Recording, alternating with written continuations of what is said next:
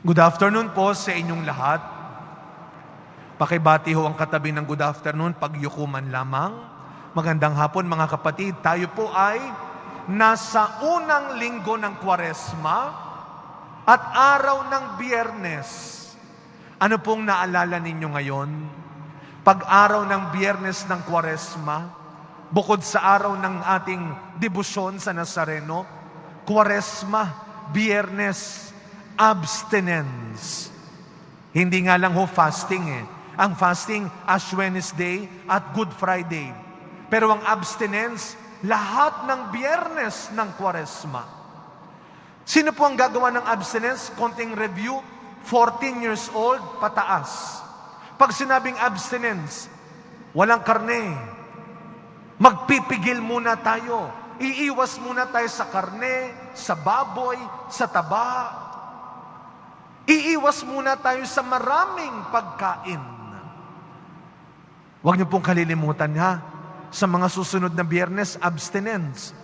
Kung kayo po ay nakakain na ng baboy, ng karne, pwede pa namang gawin natin ulit ito sa mga susunod na Biyernes at ibang araw. Pero meron pa tayong isang dapat iwasan.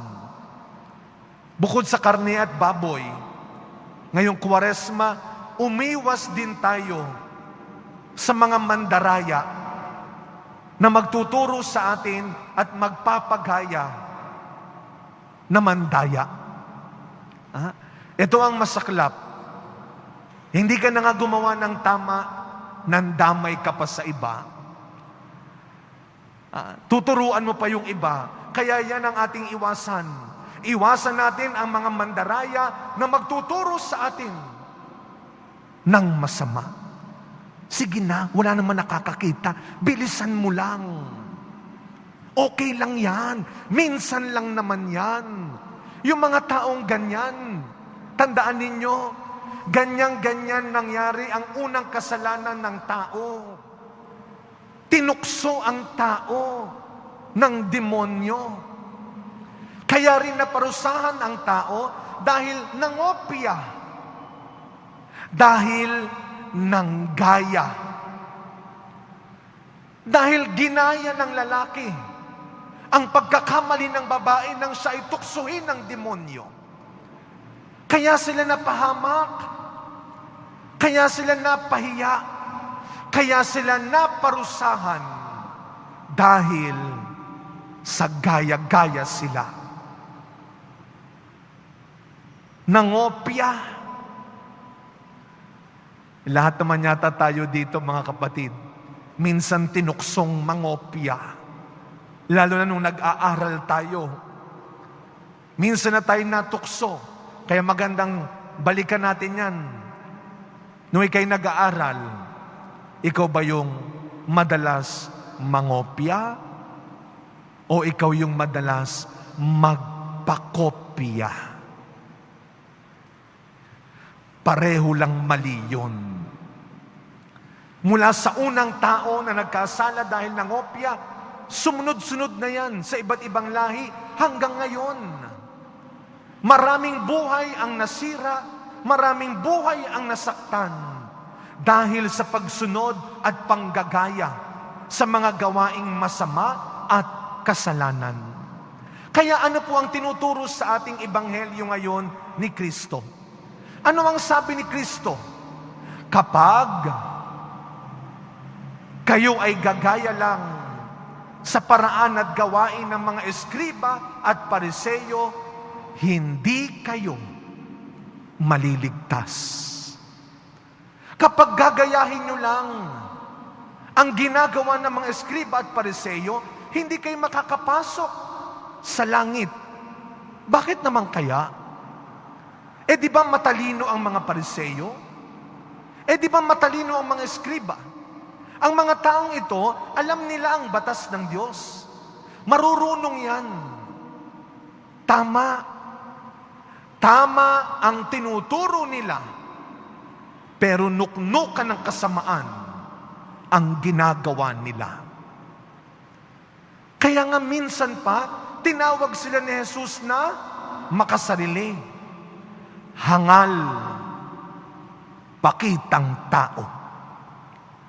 Gusto niyo mas mabigat-bigat pa? Mga ipokrito. Dahil hindi nakikita sa ugali nila, hindi nakikita sa ginagawa nila, ang alam nila, ang tinuturo nila. Kaya alam niyo, mahirap po itong ginagawa naming mga pari dito. Mahirap maging teacher. Mahirap maging magulang. Mahirap din maging marunong.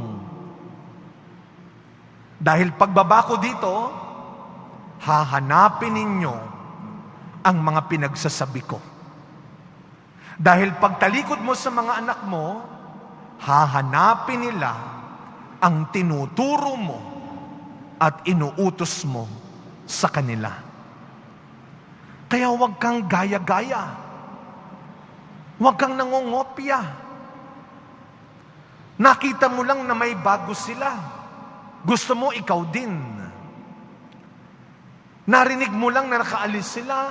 Narinig mo lang na nakabilis sila. Gusto mo ikaw din. Nakita mo lang nagpakulay, nagpabawas, nagpaunat. Ikaw din. Naalala ko yung kwento ng aming teacher dati tungkol dyan sa paggaya-gaya. May isang babae na hindi makontento sa kakagaya sa mukha ng mga artista.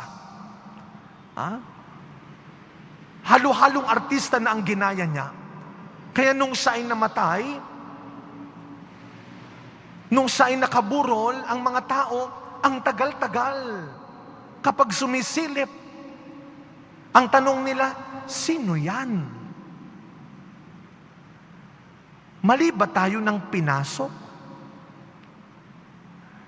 Baka pagdating ng araw, kahit napakabait mo, pero dahil gaya-gaya ka, mahirapan kang makapasok. Dahil hindi ka na makilala. Dahil hindi na makita ng Diyos ang taong ginawa niya. Pero sa buhay, mga kapatid, sa totoo lang, may pangongopya, may panggagaya na hindi naman masama. At yan ang sinasabi ng unang pagbasa natin. Yan ang araw-araw nating pagsisikap na tularan ang Diyos. Ang araw-araw nating paggaya sa kung paano niya paulit-ulit na pinapatawad ang kasalanan ng tao. Sabi sa unang pagbasa, kapag ang tao ay nagsisi, tumalikod sa kanyang kasalanan, siya ay maliligtas. At paulit-ulit na ginagawa ng Diyos yan. At yan ang kuminsan hindi natin kayang gayahin. Kung gagaya ka rin lang naman, siguraduhin natin, ang gagayahin natin ay yung tama. At kung magpapagaya ka lang naman, siguraduhin natin, tama ang gagayahin nila sa atin. Ito naman talaga ang misyon natin bilang mga tao. Hindi maging Diyos, kundi tumulad sa kabutihan ng Diyos. Huwag kang mag-Diyos-Diyosan, pero tumulad ka sa Diyos.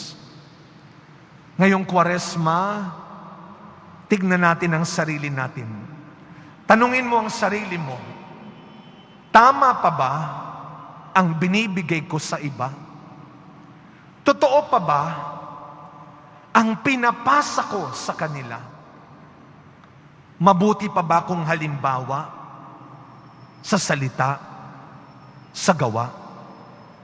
At bilang nakakakita, bilang nakakarinig sa iba, madali ba kung maniwala at gumaya sa iba kahit mali na? Mga kapatid, tandaan po natin ang babala ni Kristo. Kung noon, pag pumatay ka, mananagot ka sa Diyos.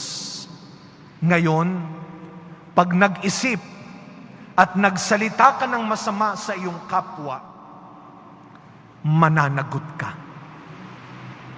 Kaya sana mga kapatid, sa pagpapatuloy ng misa natin, hilingin natin sa Diyos na itama niya ang anumang maling plano at gusto natin na gumaya sa iba sa maling dahilan at masamang paraan.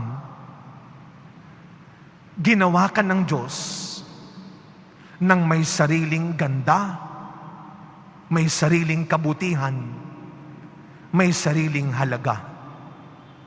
Kung gagaya ka, yung ikabubuti mo at ikaliligtas ng buhay mo. At kung magpapagaya ka, huwag yung ikasasama at ikasisira ng iba. Araw-araw, hindi masamang gumaya, hindi masamang tumulad, lalo na pagdating sa paggawa ng mabuti at pagtulong sa kapwa. Araw-araw, tinatawag tayo ng Diyos at binibigyan tayo ng Diyos ng pagkakataon na maging kagaya niya. Marunong pa ring magmahal, marunong pa ring maawa, marunong pa ring magpatawad. Amen.